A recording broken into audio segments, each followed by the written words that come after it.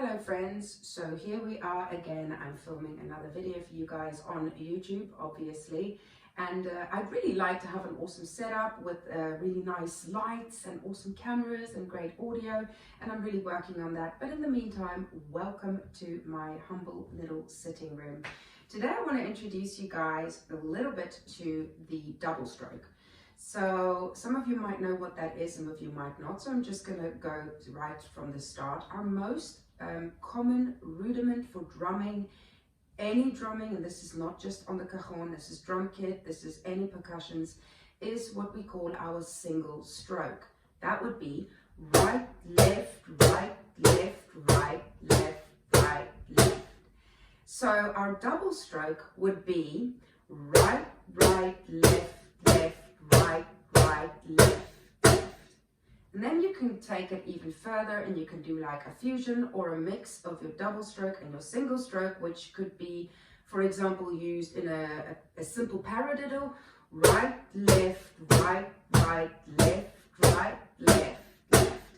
And yeah, these are all rudimentary to drumming, and that's basically just tools that you have in your possession, or in your hands, should I say, that you can whip out, that you actually really do use within actual playing, in context with a band, grooving it out, or in a drum circle. You end up using single strokes, you end up using double strokes, or it would help if you had double strokes in your hands to use, which also means then you could easily do paradiddles, because that's a mixture between single and double stroke. Okay, so that's the intro to the double stroke. If you want to go more in depth on the double stroke, I have literally an entire section dedicated to the double stroke on my Cajon website, which is cajonbox.com, where my Cajon method is hosted.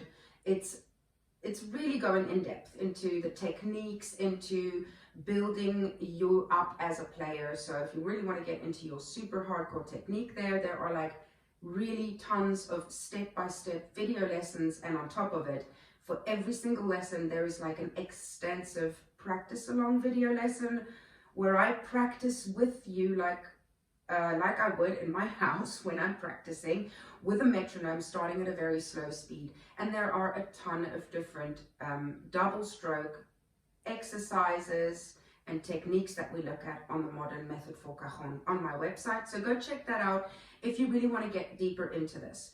But for just a quick little taster here on YouTube, I'm going to just give you guys a little example of how you can build up your double stroke.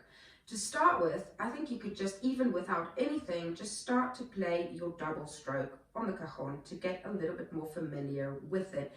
It's not natural that you'd be walking right, right, left, left, right, right, left, left.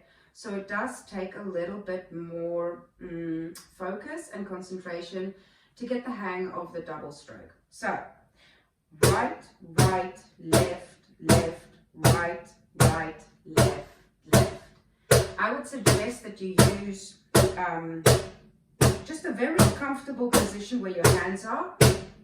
And I think that the most basic and comfortable position is basically just here where our highs or snares are, and actually practicing your double stroke right there at first, until you get the hang of the movement and you build in a little bit of muscle memory about this particular movement, and then you can start applying it all over and going into paradiddles. Okay, so let's try that again together. 1 and 2 and right, right, left, left.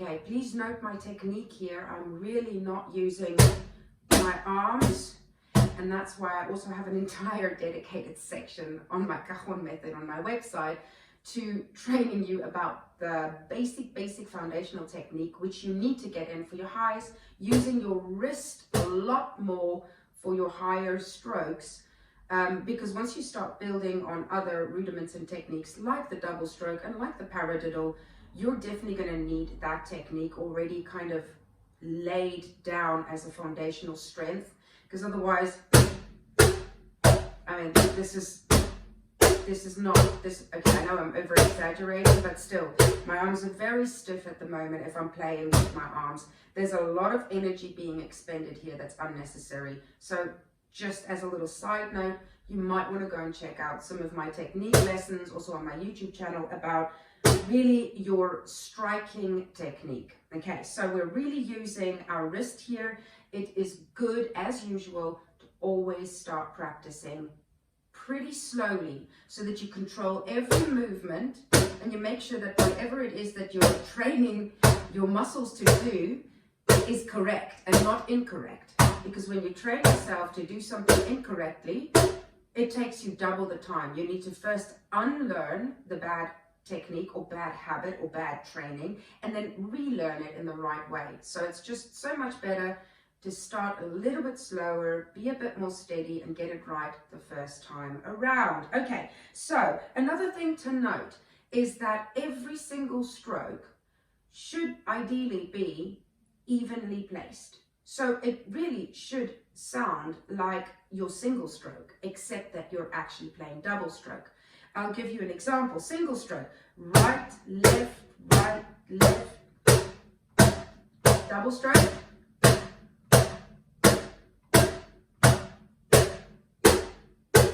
They're evenly spaced. It's not...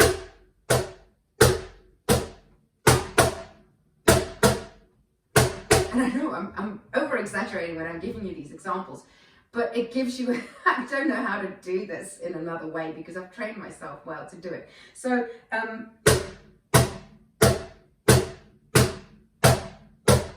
single stroke, double stroke,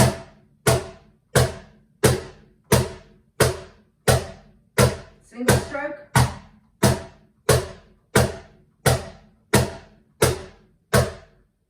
what you want to note as well is, of course, that your volume and the velocity of every single stroke, especially particularly the second stroke of every double stroke, needs to be at the same volume as the first one. So we have a natural tendency when we first start playing double stroke to do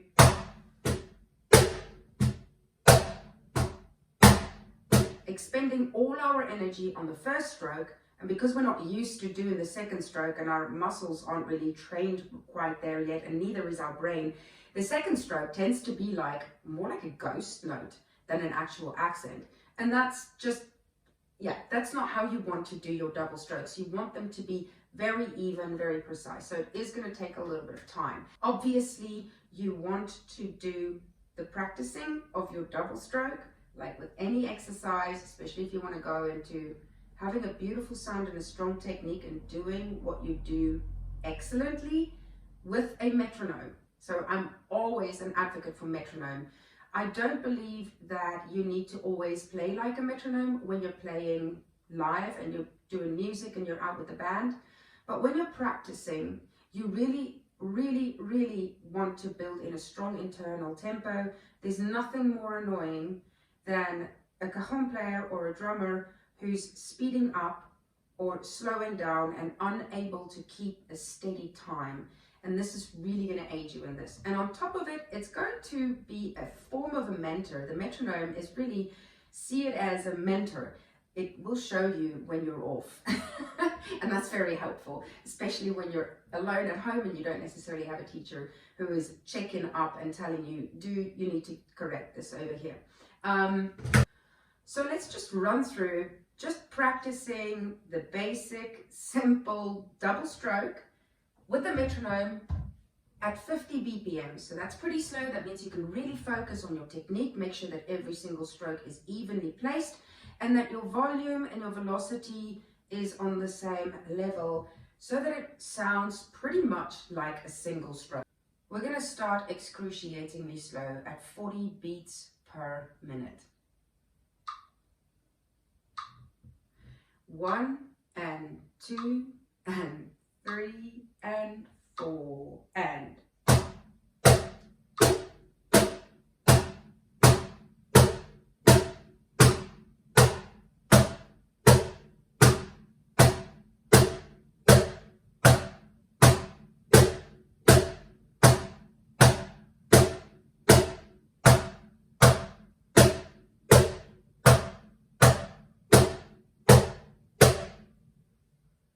All right, now we'll push up our speed to 50 BPMs. Again, if you really want to go into practicing this, go and check out my method, cajonbox.com.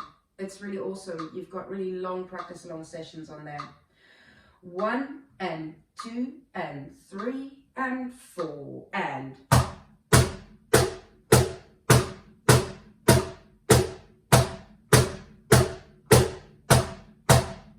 Sitting up straight, it's a very good idea.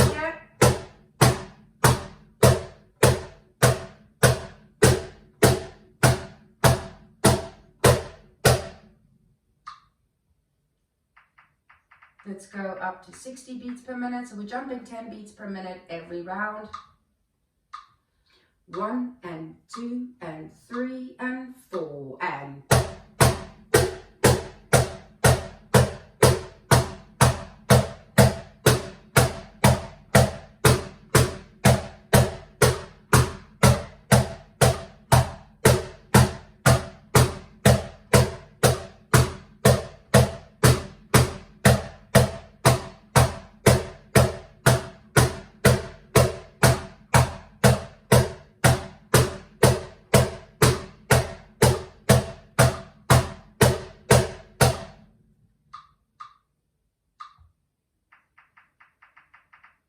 "70, 1 and 2 and 3 and 4 and...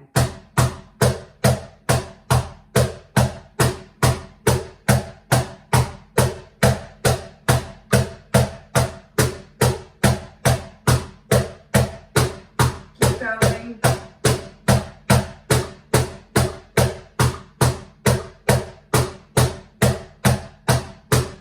That's good.